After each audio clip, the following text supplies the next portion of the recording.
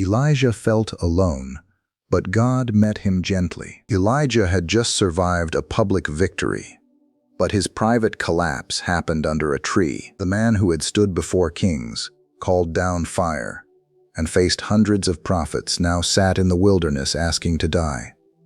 His courage had not disappeared because it was fake. His body and mind had reached the edge of what they could carry. 1 Kings 19:4 says, Elijah sat under a broom tree and prayed, "It is enough. Now, O Lord, take away my life." What happens next is easy to overlook. God does not begin with a lecture. He does not shame Elijah for being afraid after such a dramatic victory. An angel touches him, gives him food, lets him sleep, and touches him again. That order matters. Sometimes loneliness speaks with the voice of theology when it is also being intensified by exhaustion, fear, and a nervous system that has been running too long without rest. Elijah believed he was alone. God would eventually correct that belief. But first, he met the exhausted man before correcting the exhausted mind, and that raises a quiet question for us. When we are at our lowest, do we expect God to come with disappointment? Or have we forgotten how gentle his presence can be? The broom tree where strength finally ran out. Elijah's collapse did not happen because nothing significant had happened. It happened after too much had happened. There had been drought, confrontation, danger, prayer, fire, rain, running, and then a death threat from Jezebel. The story moves quickly on the page, but a human body does not move through that much pressure without cost. By the time Elijah reaches the wilderness, he is no longer standing before a crowd. There is no altar, no shouting, no visible answer from heaven. There is only sand, heat, the thin shade of a broom tree, and a man whose inner strength has gone quiet. He says, "It is enough." Those words sound spiritual, but they are also deeply human. There are moments when the soul does not want a 5-step plan. It wants the pressure to stop. It wants no more messages, no more decisions, no more brave face, no more responsibility for being the strong one. I have noticed that exhaustion can make final conclusions feel strangely reasonable. When the body is depleted, the mind begins speaking in absolutes. Nothing will change, nobody understands.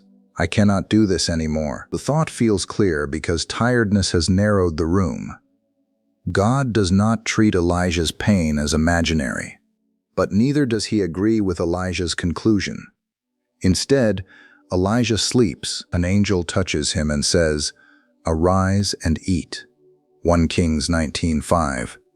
Nearby is bread baked on hot stones and a jar of water.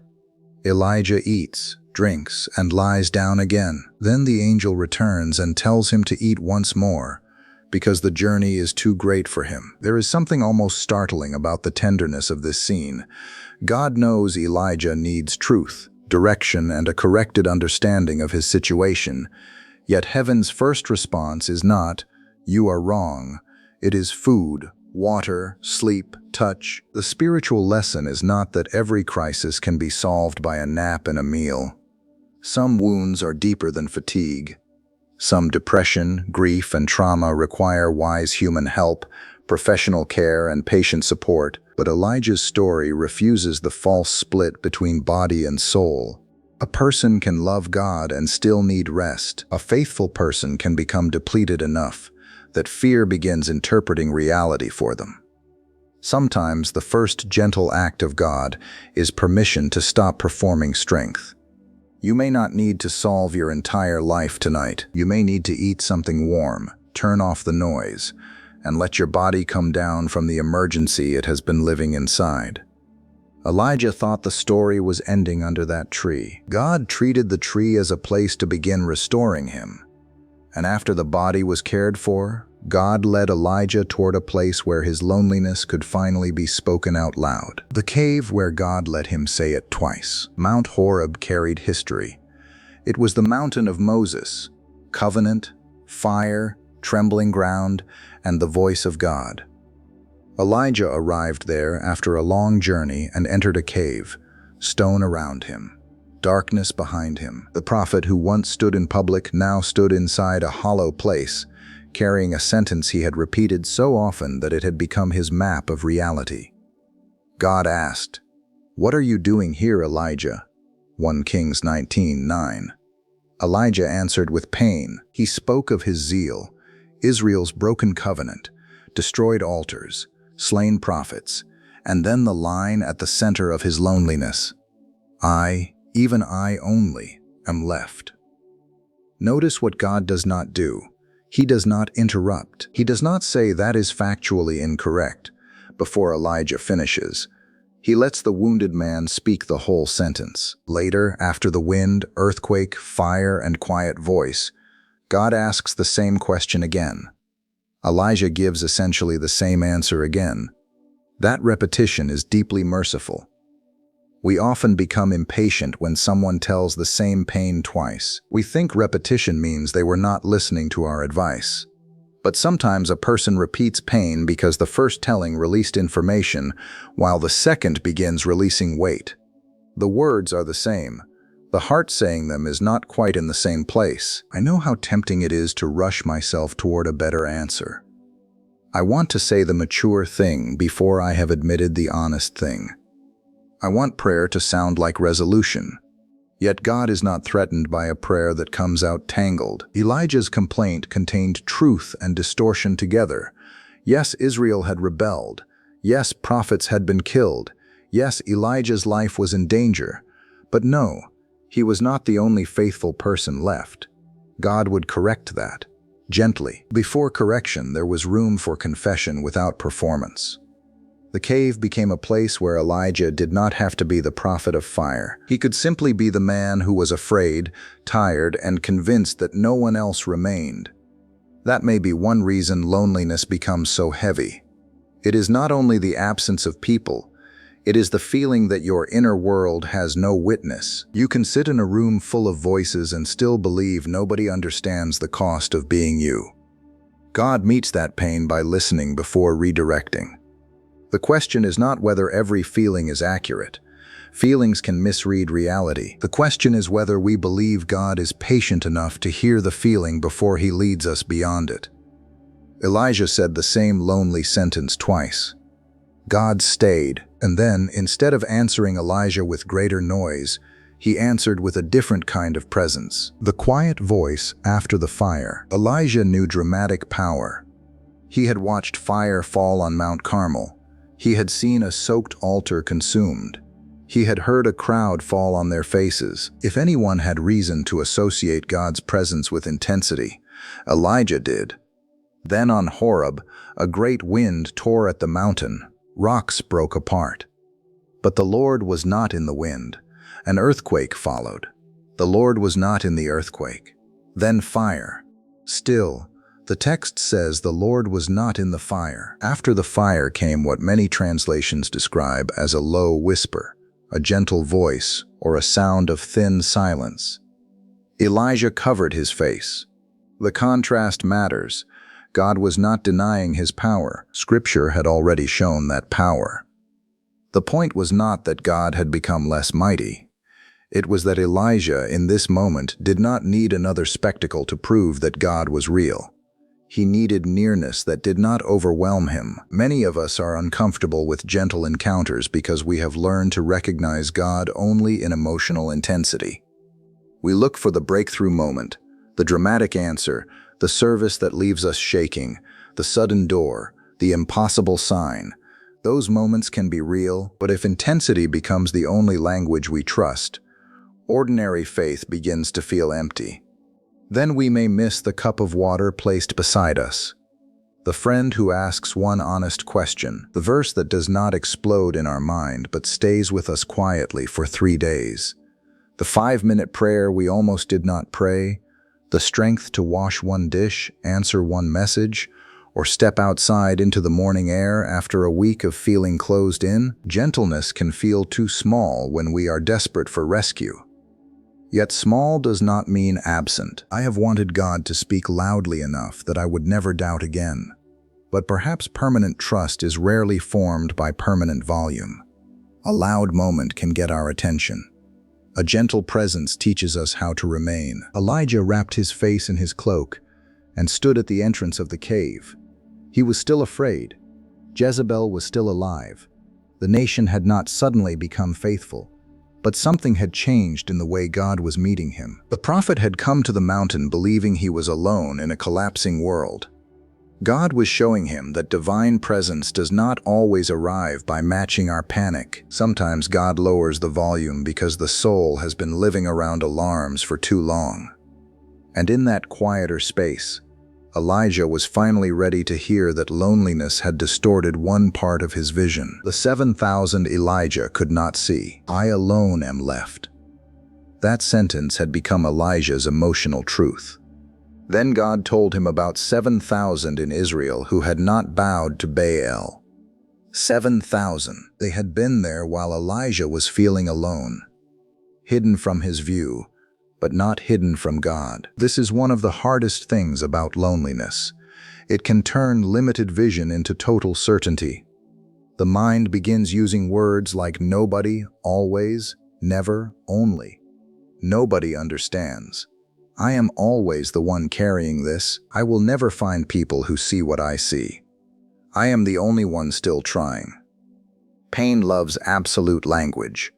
And sometimes pain has evidence. Elijah was not inventing the danger. Jezebel really wanted him dead. Covenant unfaithfulness was real. Prophets had suffered. God did not correct Elijah by pretending the situation was easy.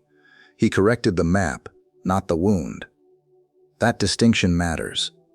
When a lonely person says no one cares, arguing too quickly may make them feel even more unseen. Perhaps there are people who care, but the person may still have experienced abandonment, misunderstanding, or isolation.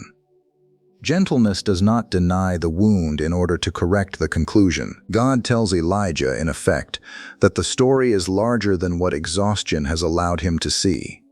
There are faithful people outside his field of vision. There is work continuing beyond his awareness. There is a future that does not depend on his exhausted shoulders carrying everything alone.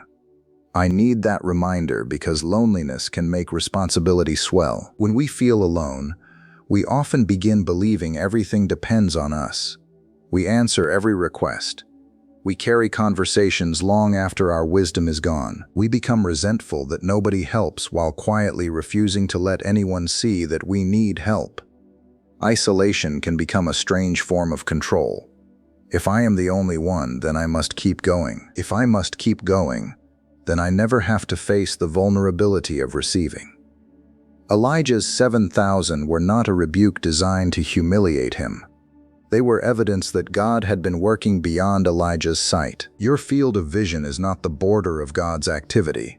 There may be people you have not met yet, help you have not recognized, quiet believers whose faith does not look like yours, a conversation not yet started, a community you have not allowed yourself to need. The correction of loneliness is not always be stronger alone. Sometimes it is, look again. The world is not as empty as fear has made it appear. And God did not leave Elijah with only a number. He gave him a name. God answered isolation with a person and a next step. Elisha entered Elijah's story in a field. No palace, no dramatic crowd, just oxen, earth, work, and a prophet passing by. God had told Elijah to anoint Elisha as prophet in his place. After the cave, after the whisper, after the correction about the 7,000, the next chapter of Elijah's life would no longer be shaped by the belief that everything rested on him alone. Elisha would walk with him, learn from him, serve beside him, and eventually continue after him. This is where God's gentleness becomes practical. He does not only comfort Elijah emotionally, he changes the shape of Elijah's future. Loneliness is not healed merely by knowing that other people exist. A crowd can confirm that people are nearby without making a person feel known. What changes loneliness is relationship, shared road, shared meals, ordinary conversation, another set of footsteps in the dust. God gave Elijah a next step that included another person that is worth sitting with. Sometimes we ask God to remove loneliness while resisting the small risks through which connection grows. We want to be understood without having to speak honestly. We want community without inconvenience. We want someone to notice, but we have trained our face so carefully that nobody can tell we are disappearing behind it. I do not say that as blame. Hiding often begins as protection. Perhaps you were honest once and someone mishandled it. Perhaps you learned that strength was the role people rewarded. Perhaps depending on others has disappointed you enough that self-containment feels safer. But safety can become a locked room. Elijah had to leave the cave. He had to walk again. He had to approach another person. The movement was small compared with Carmel, but perhaps more difficult in a different way. Public courage had already been part of Elijah's life. Shared life would require another kind of courage. Galatians 6:2 says, "Bear one another's burdens." That command assumes something we often avoid. Burdens must become visible enough to be shared. You may not need to tell your whole story to everyone. Wisdom matters. Boundaries matter. But gentle healing often asks for one honest step toward one safe person, a phone call, a cup of coffee, a sentence without the usual disguise. I have been carrying more than I realized. God's answer to Elijah was not, try harder to feel less alone. It was rest, presence, truth, and then companionship. The same God who met Elijah under the broom tree did not leave him there, but he also did not drag him forward with shame. He restored him layer by layer until the man who believed he was alone could walk beside someone again. The gentle hand is still near. Maybe you have been expecting God to meet your loneliness with a command to become stronger. Elijah's story offers a different image. Bread warming on a stone, water in a jar. Sleep without apology. A question asked twice. A quiet presence at the mouth of a cave. The discovery that the world is not as empty as fear made it seem. Another person walking beside you on the road ahead. Gentleness is not God ignoring what is wrong. It is often the way He brings a tired soul back into truth without crushing it. So today, do not force yourself to solve the whole loneliness at once. Let one honest act be enough. Eat, rest, pray without editing. Step outside the cave. Tell one safe person the truth. And write this in the comments. I will let God meet me gently. Not because the ache is already gone, because you are no longer assuming you have to carry it alone.